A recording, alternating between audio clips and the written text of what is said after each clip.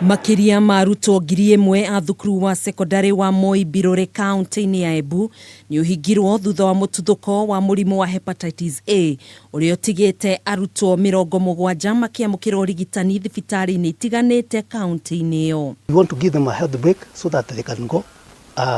Those who are not screened be screened, and then after that they come back. Kũringana na mũrũgamĩrĩri wa gĩthomo kaunti-inĩ ya Embu James Kairũ, ũthuthuria baranginyo nĩ ũgũkorwo gĩtabanio ihinda-inĩ rĩu rĩa kiumia kĩmwe ũndũ ũmwe na kũhe kanya arutwo acio gũkorwo magĩthiĩ gũthũrimwo thibitarĩ-inĩ. Contamination can happen at any point.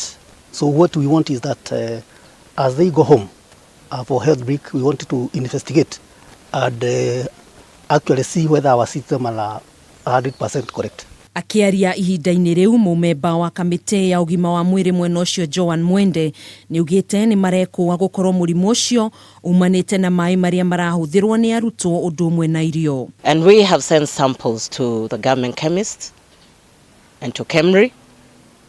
We are hoping and trusting that before the end of the week we'll have the results. Akiheana mwĩhoko kũrĩ mũingĩ, Mwende nĩ ugĩte nĩ mũrimũ ũngĩrigitĩka na ũguo kuga rũhonge rwa ũgima wa mwĩrĩ nĩ rwambĩrĩirie mĩhang'o ya gũtheria maĩ ma thukuru ũcio na njĩra ya kũhũthĩra ndawa. Each one of the boys will be required to go for hepatitis A test so that as they come back, they'll come back with a health report. Hepatitis A nĩ mũrimũ wa ini ũrĩa ũrehagwo nĩ virus kũrũmĩrĩra kũrĩa irio kana kũnyua maĩ matarĩ matheru.